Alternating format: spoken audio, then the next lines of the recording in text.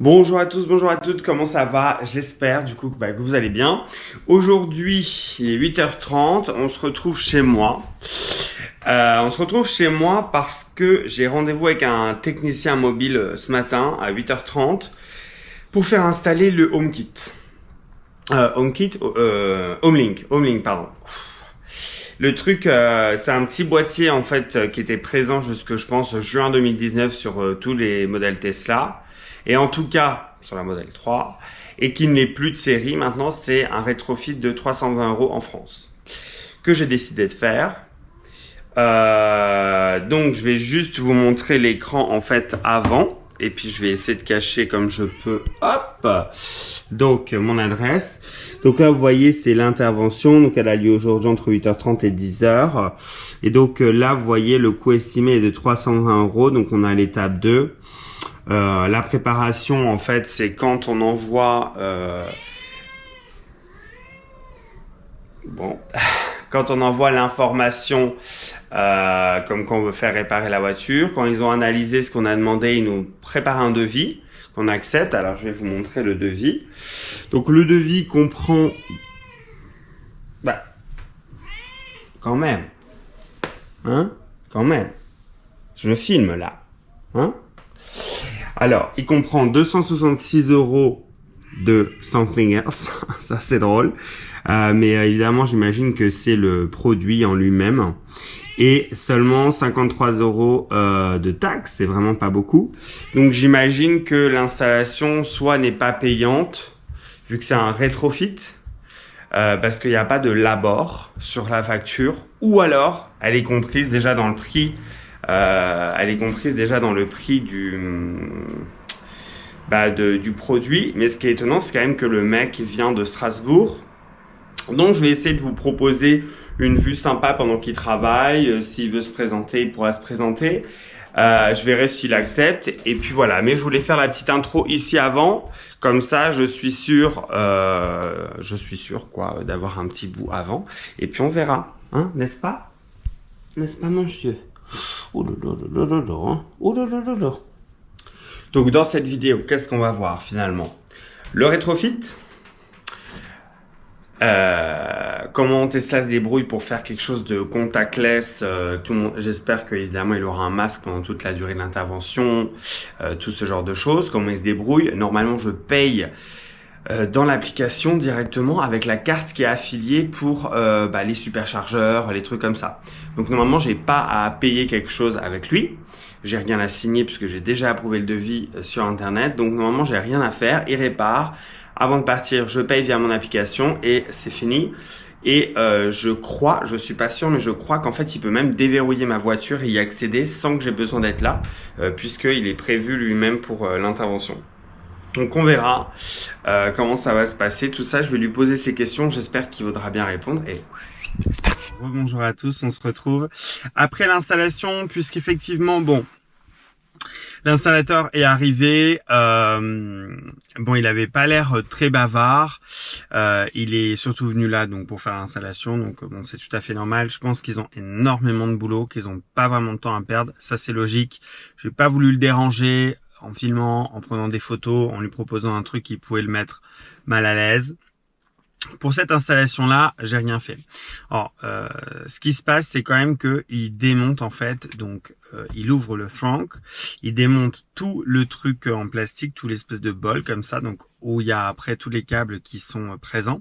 Il va démonter le système de fermeture du trunk et il va démonter aussi tout le bumper avant en fait de la voiture. Là où il y a la plaque d'immatriculation. Il démonte toute cette partie et en fait le petit boîtier qui est genre comme ça quoi, c'est un tout petit boîtier noir et il se met en place là en fait où il y a la fermeture du trunk devant. Donc je vais vous montrer en image, ce sera plus clair. Et en fait il est juste devant. Donc il est à cet endroit-là, c'est pour ça qu'il faut tout démonter. Et en fait ensuite, donc je sais pas trop ce qu'il y a en dessous, mais il a déboîté le siège, il a été en dessous du siège et en fait il déconnecte complètement toute la voiture. D'ailleurs le siège est bien crade, maintenant on le voit. Il déconnecte complètement toute la voiture Donc elle est complètement plus alimentée. D'ailleurs on entend le doux quand il coupe. Il coupe l'alimentation et en fait la voiture est complètement éteinte. Il se connecte au port ODB qui est juste en dessous visiblement. Il est quelque part par là, il est là, je le sens. Il se connecte à ce port et en fait il avec son ordinateur configure l'appareil. Donc je lui ai demandé si il faisait carrément, il forçait une mise à jour sur la voiture. Il m'a dit non, je force pas de mise à jour sur la voiture, je fais une configuration de l'appareil que j'en ai installé. Donc il configure l'appareil. Et ça prend environ 1 heure, le tour de tout démonter, de tout remonter, parce qu'il doit vraiment démonter tout le truc avant, donc on n'a pas pour longtemps, mais il y a plein de clips en dessous à enlever, il doit enlever des boulons au niveau des roues, enfin il doit enlever pas mal de trucs.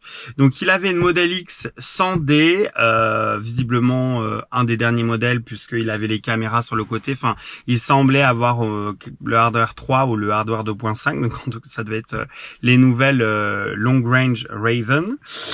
Franchement top. Le mec est très sympa, je veux dire, c'est pas parce qu'il était pas bavard, on l'a appelé plusieurs fois, il m'a dit là je vais là, donc les mecs ils courent, le taf est bien fait, il est propre, il est vraiment respectueux du matériel, respectueux des gestes barrières, il avait son masque, tout était vraiment top. Ils ont une jolie tenue bien propre, enfin je sais ça peut paraître con que je dise ça, mais moi je trouve que c'est des détails importants. Et puis je veux dire quand même attentif aux choses, donc c'est très bien. Donc pour ce qu'on est de l'installation, donc on se retrouve sur Mars évidemment parce que j'avais envie d'aller sur Mars et que j'ai pas envie qu'il y ait le nom de ma rue d'afficher ici. Donc une fois que la configuration est faite, on a un bouton comme ça ici. Donc on peut paramétrer jusqu'à 3 appareils. Donc en fait pour paramétrer, il suffit de mettre un nom ici X, Y, Z, hop. Et donc en fait on choisit après le mode. Donc nous, je l'ai fait avec lui, on est resté en mode standard. Et ensuite en fait donc on nous explique qu'il va falloir aller devant en fait avec hop une clé comme ça. Et on doit pointer la clé devant la voiture. Donc à ce niveau-là en fait il est le truc. Et donc on met continuer, la voiture on commence à configurer et elle nous demande du coup d'aller devant et d'enregistrer le signal. Donc moi je l'ai déjà fait. Ensuite une fois que vous avez fait ça, il n'y a plus grand chose à faire, c'est la porte s'ouvre une fois, puis vous mettez continuer, elle se referme et l'appareil en tout cas pour moi qui est compatible du coup avec le système est configuré, donc il n'y a plus rien à faire. Donc ce qui est intéressant c'est quand même il y a des petits réglages sympas que j'ai envie de vous montrer. Donc déjà je peux choisir à quelle distance je veux que la voiture envoie un signal, à 20 mètres de la maison, 18 mètres, 15 mètres et plus. Donc moi j'ai vu que 21 mètres c'était la base, donc j'ai laissé à 21 mètres. Ensuite, fermeture auto à la sortie, ça je ne sais pas trop ce que c'est. Je me demande comment, qu'est-ce que c'est la sortie? Est-ce qu'il va fermer dès que je vais claquer la porte conducteur? Est-ce qu'il va commencer à fermer la porte? Si c'est le cas, évidemment, moi ça n'ira pas, donc je désactiverai cette option puisque je sors par la porte, donc ça risque d'être compliqué. Par contre, ce qui est pas mal, c'est ouverture auto à l'arrivée.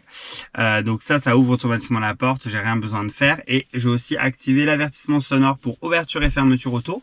Donc je vais faire un petit aller-retour dans la rue, filmer pour qu'on entende. J'espère que c'est un joli petit doux, un petit truc sympa. Et évidemment on peut rabattre automatiquement les rétroviseurs, donc je vais les rouvrir pour vous montrer ce que ça fait. Voilà, donc quand je les rabats ça met rétroviseur rabattable par géolocalisation, donc en fait c'est le même truc que ça affiche également quand vous faites simplement ça dans le configurateur, parce que vous avez la possibilité de le faire même si vous n'avez pas l'Homlink. Donc voilà, en gros, puis c'est super simple. Donc hop, si je clique ici, la porte s'ouvre. C'est en fait c'est comme une télécommande, c'est juste 10 fois plus simple de l'avoir là. Et du coup, si je reclique, elle s'arrête. Et si je reclique, elle se ferme. Et en fait, c'est simple, c'est beau, c'est bien fait. Donc on va faire un petit tour pour voir comment marche l'automatisme. Et je vais vous parler juste avant ça de l'application. Donc sur l'application mobile, normalement dans l'onglet commande, ici, il y a en plus d'ici un onglet Home-Link. Et en fait, même si vous payez le rétrofit à 300 €, tant que vous n'avez pas le FSD, le bouton Home-Link n'apparaît pas. Parce que le bouton Home-Link qui apparaît dans l'onglet commande ici de l'application Tesla, en fait, il ouvre la porte du garage, il summon la voiture pour qu'elle sorte du garage et ensuite il referme la porte. Ok, très bien, mais j'aimerais quand même avoir le bouton au moins pour pouvoir ouvrir la porte de garage, etc. Donc, sous-entendu que je passe par l'avant, le matin, finalement, il me faut quand même attaché à mes clés, il me faut quand même le petit truc. Bon, c'est pas grave, je sors avec mes clés, par exemple, c'est mon utilisation perso. Mais j'aurais préféré avoir ici dans l'onglet commande la possibilité d'avoir le bouton MIC. Non, il faut le FSD. C'est pas à l'ordre du jour. J'ai pas encore 7500 € à mettre dans le FSD. Mais bon, ça c'est un peu le petit moins. Parce que je pensais que ça allait apparaître, donc je me suis déconnecté de l'appli, reconnecté, la voiture elle a été reboot complètement, parce qu'en déconnectant toute l'électricité, en fait il m'a dit j'ai fait un reboot 12 volts complet, donc la voiture était vraiment à zéro, à plat, plus rien ne répondait quoi. Donc voilà. Et ben je vais juste aller faire un petit aller-retour dans la rue pour voir comment se passe l'ouverture automatique et on en aura fini pour cette vidéo.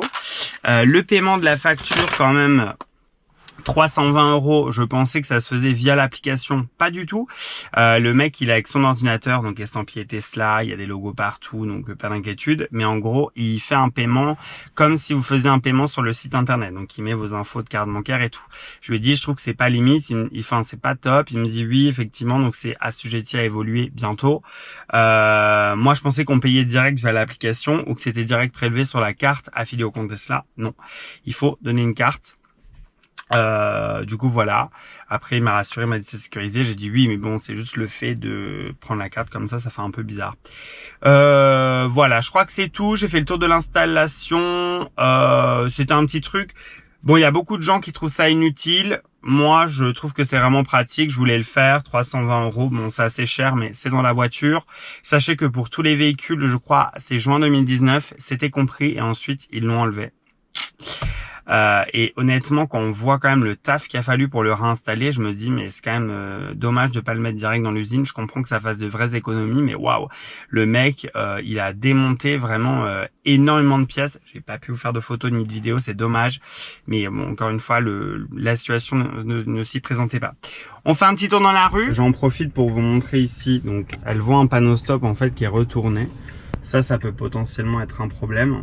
Mais regardez à quelle proximité je suis du feu et elle le capte vraiment bien. On va voir jusqu'où elle le capte, mais vous voyez, je suis à côté du feu quoi. Donc ça marche vraiment bien ça. Hein. Il s'améliore vachement là-dessus. Hein.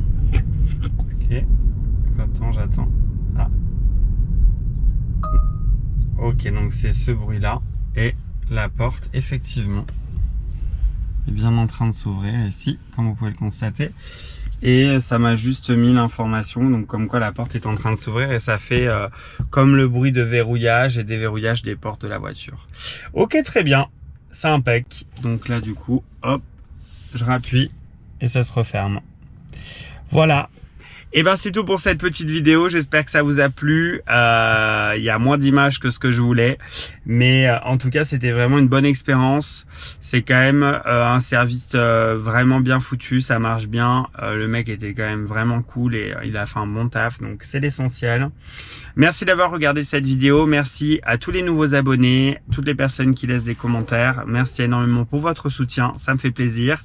On se retrouve comme toutes les semaines maintenant le mercredi à 8 h et le dimanche à 8 h. À bientôt, merci.